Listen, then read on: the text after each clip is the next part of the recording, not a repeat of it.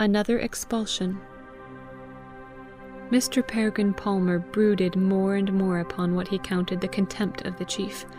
It became in him almost a fixed idea.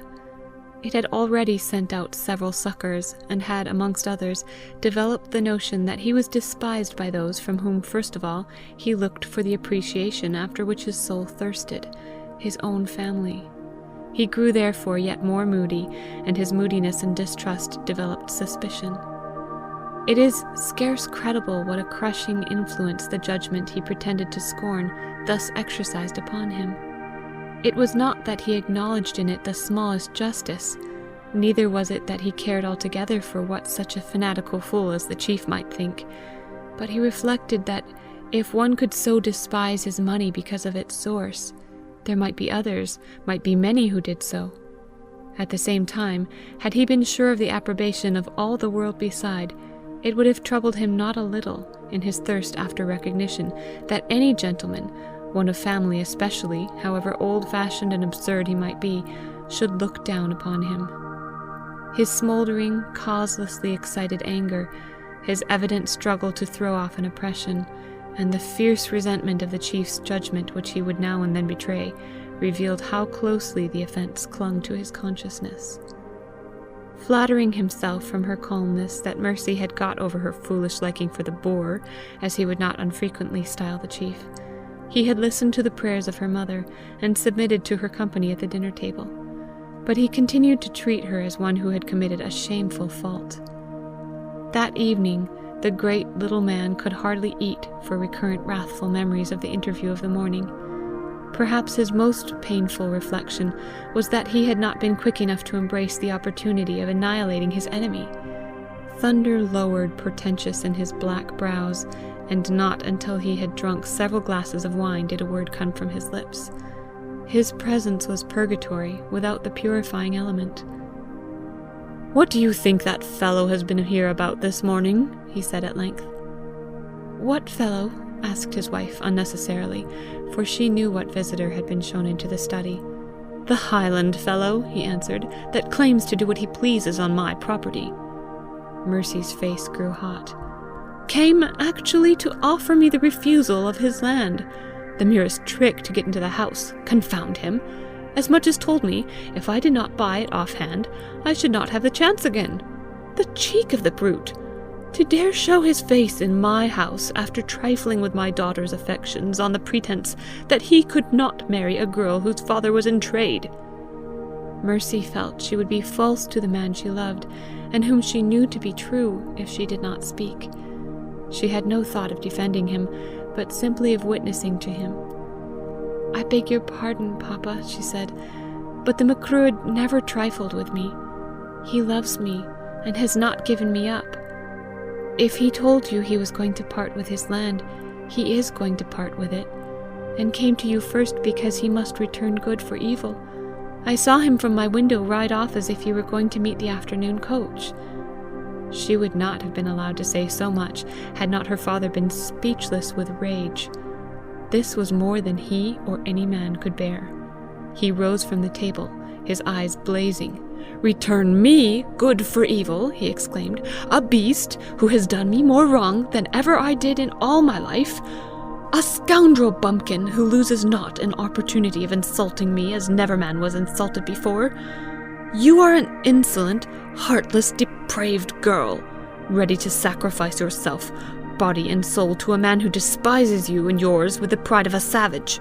You hussy, I can scarce keep my hands off you." He came toward her with a threatful stride. She rose, pushed back her chair, and stood facing him. "Strike me," she said with a choking voice, "if you will, Papa. But Mamma knows I am not what you call me. I should be false and cowardly if I did not speak the truth for the man to whom I owe—" She was going to say, "more than to any other human being," but she checked herself. "If the beggar is your god," said her father, and struck her on the cheek with his open hand, "you can go to him." He took her by the arm and pushed her before him out of the room and across the hall, then opening the door, shoved her from him into the garden, and flung the door to behind her. The rain was falling in torrents.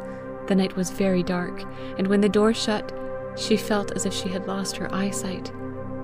It was terrible, but thank God, she was free.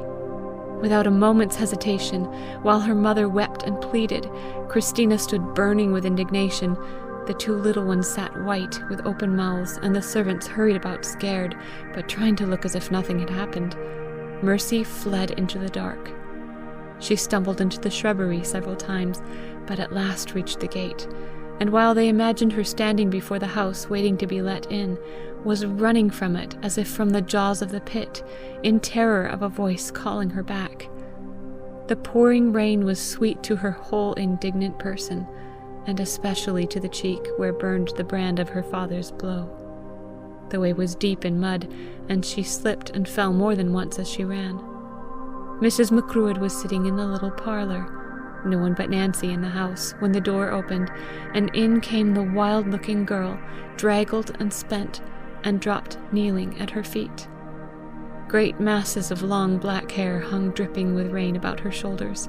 Her dress was torn and wet, and soiled with clay from the road and earth from the shrubbery. One cheek was white, and the other had a red patch on it. "My poor child!" cried the mother. "What has happened? Alister is away." "I know that," panted Mercy. "I saw him go, but I thought you would take me in, though you do not like me much." "Not like you, my child," echoed the mother tenderly. "I love you. Are you not my Alister's choice? There are things I could have wished otherwise, but—" "Well could I wish them otherwise too," interposed Mercy. "I do not wish another father, and I am not quite able to wish he hadn't struck me and put me out into the dark and rain, but—" "Struck you and put you out? My child, what did he do it for?" "Perhaps I deserved it. It is difficult to know how to behave to a father. A father is supposed to be one whom you not only love, as I do mine, but of whom you can be proud as well. I can't be proud of mine, and don't know quite how to behave to him. Perhaps I ought to have held my peace, but when he said things that were not correct about Alister, misinterpreting him altogether, I felt it cowardly and false to hold my tongue. So I said I did not believe that was what Alister meant. It is but a quarter of an hour ago, and it looks a fortnight. I don't think I quite know what I am saying." She ceased, laid her head on Mrs. Macruadh's knee, then sank to the floor and lay motionless.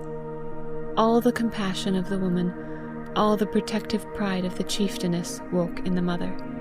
She raised the girl in her arms, and vowed that not one of her house should set eyes on her again without the consent of her son.